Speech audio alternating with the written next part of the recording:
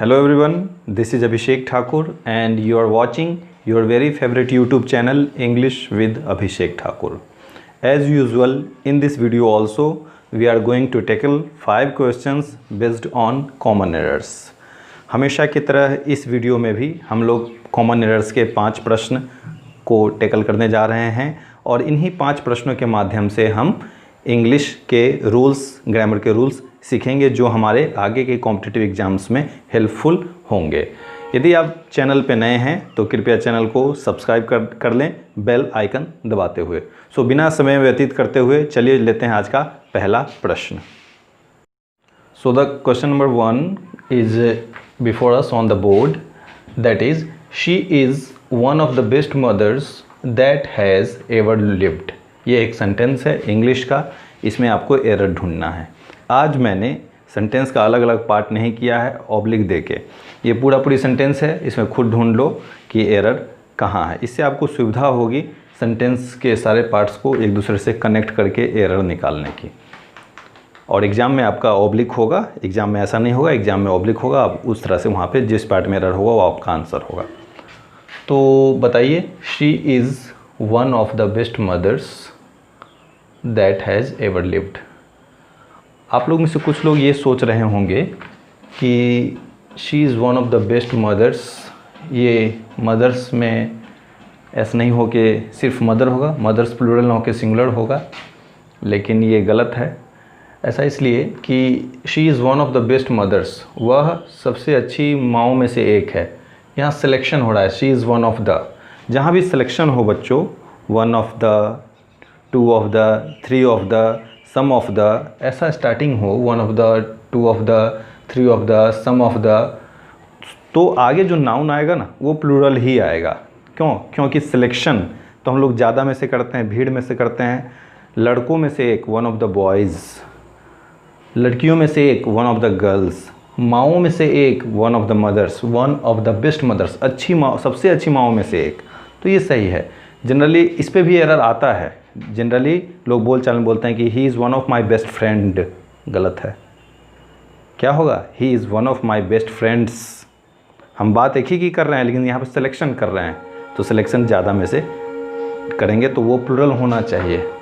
Selection जब करेंगे तो one of the, two of the, तो ये सही है, इसमें कोई एरर नहीं है।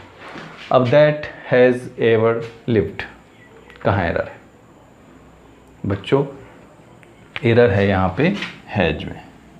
ये हैज नहीं होके होगा हैव। ऐसा इसलिए कि यहाँ पे दैट है हमारा रिलेटिव प्रोनाउन।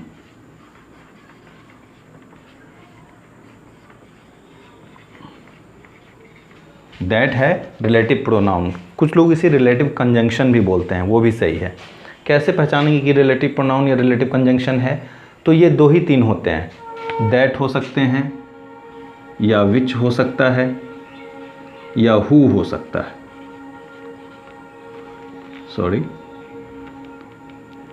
और इसकी हिंदी में निकलेगी जो, दैट, जो, विच, जो, हु, जो। और ये जिसके लिए आया होगा वो इसके पहले यूज हुआ होगा, ठीक है। वह सबसे अच्छी माँओं में से एक है जो हमेशा, जो कभी रही हैं, ऐसा कुछ। तो ये जो दैट यहाँ पे रिलेटिव प्रोनाउन है, ये आया है मदर्स के लिए, ठीक है। और ये जो वर्ब है यहाँ पे हैज, ये हैज या हैव जो कहो, ये आया है आपको रिलेटिव प्रोनाउन दैट से पहले जो नाउन है इसके लिए। ऐसा ही होता है, रिलेटिव प्रोनाउन के बाद आने वाला वर्ब रिलेटिव प्रोनाउन के ठीक पहले आने वाले नाउन के अकॉर्डिंग होगा।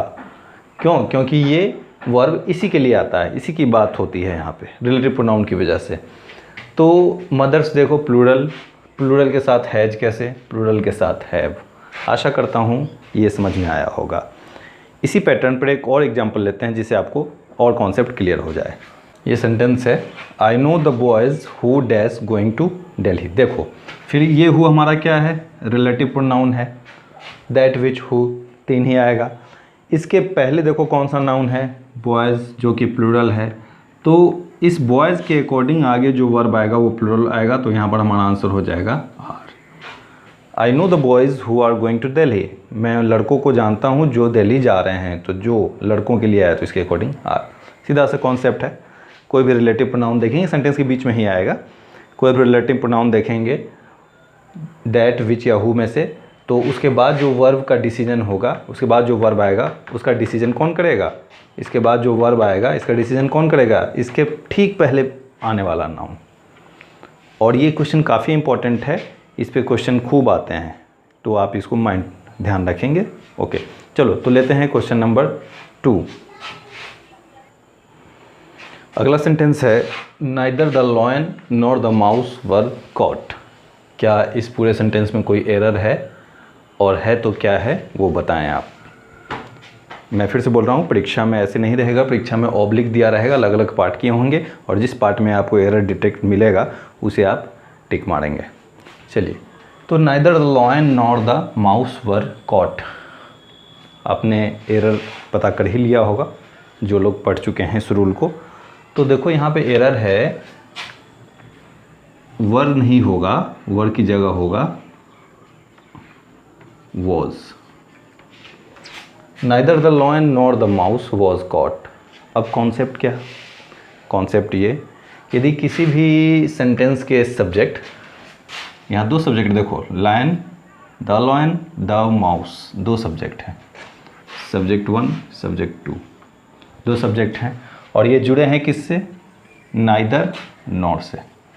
तो ये इंग्लिश ग्रामर का बहुत ही फेमस रूल है कि जब दो सब्जेक्ट आइदर और, neither nor, not only but also, याद रहेगा।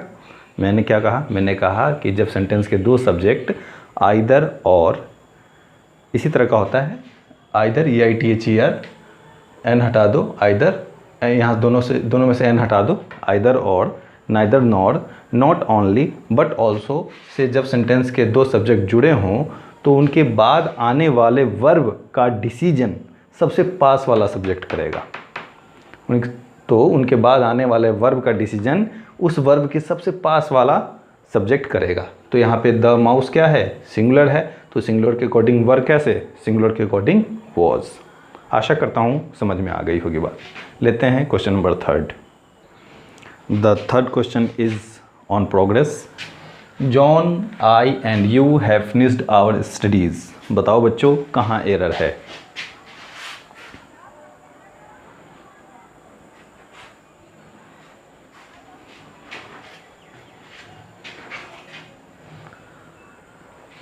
बच्चों एरर यहाँ पे है, देखो 3 सब्जेक्ट है, जॉन है, आई है और यू है। आपको पता ही होगा कि जॉन हमारा थर्ड पर्सन है, आई फर्स्ट पर्सन है और यू सेकंड पर्सन है।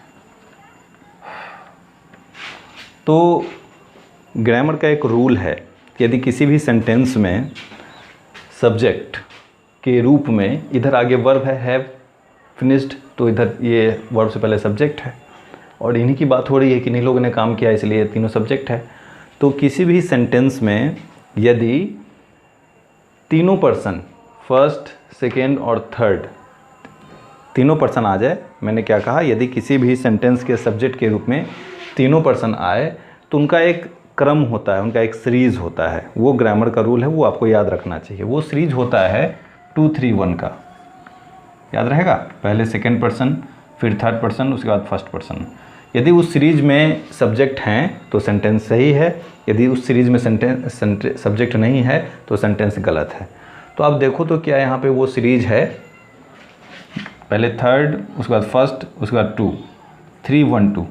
यहाँ चाहिए क्या 2 3 1। तो इस सीरीज़ में सब्जेक्ट्स नहीं हैं, इसलिए ये पोर्शन गलत है हमारा।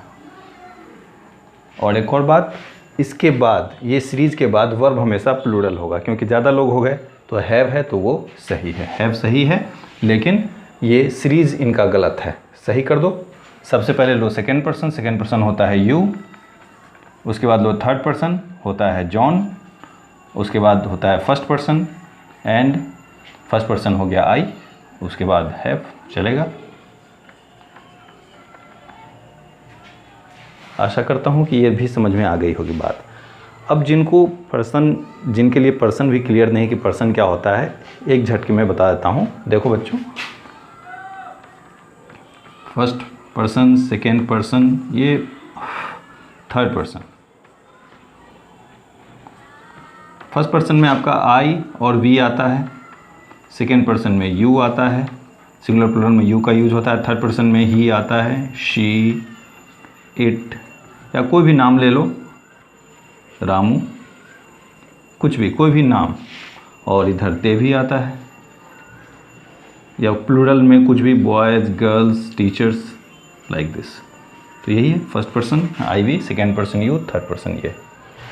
चलो लेते हैं अगला क्वेश्चन, क्वेश्चन नंबर 4। देखो अगला प्रश्न है हमारे सामने, after you will returns from Rajiv Chowk I will meet you. ये राजीव चौक जगह का नाम है। बताओ कहाँ एरर है। अब कुछ लोगों ने एरर ढूंढ भी लिया होगा। चलो, after you will returns from Rajiv Chowk, error है इस वर्ड में, रिटर्न्स नहीं होगा, क्या होगा, रिटर्न। ऐसा क्यों? ऐसा इसलिए भी, ये देखो बच्चों, ये क्या है, विल है एक मॉडल। टोटल कितने मॉडल्स होते हैं? टोटल मॉडल्स की संख्या होती है 13। क्या क्या? Will, would, shall, should, need, dare, used to, ought to, must, can, could, may, might, ऐसे करके 13 होते हैं। तो ग्रामर का एक रूल है कि इंग्लिश सेंटेंस में कहीं भी इन 13 मॉडल्स में से कोई एक दिख जाए, अब इन सारे मॉडल्स को याद कर लेंगे, या कोई अगला क्वेश्चन आएगा उसमें मैं सारा मॉडल्स लिख दूंगा, दिख जाए तो उस मॉडल के ठीक बाद कभी भी वर्ब का फर्स्ट फॉर्म ही आएगा, गो, लाफ, स्पीक, रन, डांस। आप जानते हैं किसी भी वर्ड के 5 फॉर्म होते हैं, जैसे go, went, gone, going, goes, speak, spoke, spoken, speaking, speaks. तो जो सबसे पहला फॉर्म है वही किसी मॉडल के बाद आएगा। तो देखो विल तो मॉडल है,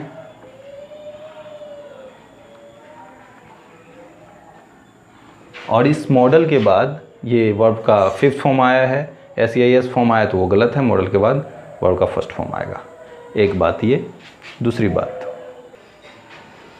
और यहाँ पे विल भी नहीं होगा, विल भी गलत है, क्योंकि ग्रामर का एक रूल है कि किसी सिंगल सेंटेंस में हम 2 बार विल या 2 बार शैल का यूज़ नहीं कर सकते हैं।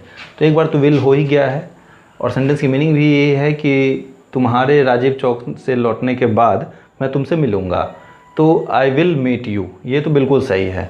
अब यहाँ पे आफ्टर है, तो इसके बाद एक विल यहाँ, एक विल यहाँ, तो ये नहीं चलेगा। ये सिंपल भाषा में मैं आपको समझा रहा हूँ, 2 बार विल नहीं चलेगा।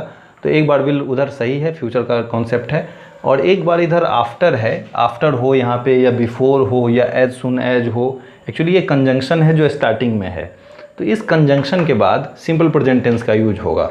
तो ये सब्जेक्ट है, वर्ब के फर्स्ट फॉर्म है, तो ये अब जाके सेंटेंस सही हो जाएगी। मैं इसको ज़रा सा मिटाता हूँ जिससे आपका कॉन्सेप्ट क्लियर हो पाए। ऐसे यदि आप कर दोगे तो सेंटेंस सही हो जाएगा। After you return from Rajiv Chowk I will meet you. आशा करता हूँ ये बात समझ में आ गई होगी। लेते हैं आज का लास्ट क्वेश्चन।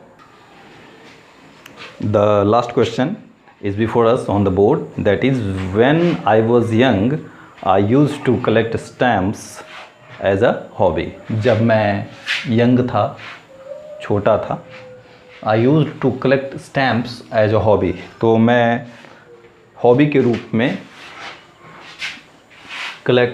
स्टाम्प्स कलेक्ट किया करता था। एक्चुअली ये यूज टू यूज ही होता है, मॉडल है, ये भी एक मॉडल है, यूज टू, इसके बाद V1 आया है, कलेक्ट, सही है। इस मॉडल का यूज ही होता है हमारे पास्ट के हैबिट को दिखाने के लिए, जो पास्ट में कभी हमारी हैबिट थी लेकिन अब नहीं है। तो यहाँ तक तो सही चल रहा है। When I was young I used to collect stamps as a hobby. कहाँ एरर है बच्चों? इस सेंटेंस में कोई एरर ही नहीं है, तो हमारा ऑप्शन आंसर हो जाएगा नो एरर, जो कि चौथा ऑप्शन होता है SSC की परीक्षाओं में, और बैंकिंग की परीक्षाओं में वो 5वां ऑप्शन होता है। तो आज के लिए इतना ही रखते हैं, मिलते हैं फिर कल नए वीडियो में नए क्वेश्चंस के साथ। और जानने से पहले मैं आपको बताता चलूं कि यदि आप चैनल पे नए हैं तो चैनल को सब्सक्राइब कर लीजिए, दोस्तों के साथ शेयर अवश्य कीजिए इस वीडियो को, ताकि उन्हें भी लाभ पहुंच सके। और कुछ समस्या हो तो आप बेहिचक कमेंट बॉक्स में कमेंट करें। आज के लिए इतना ही, तब तक के लिए धन्यवाद। गुड नाइट, शुभ रात्रि, सब खैर।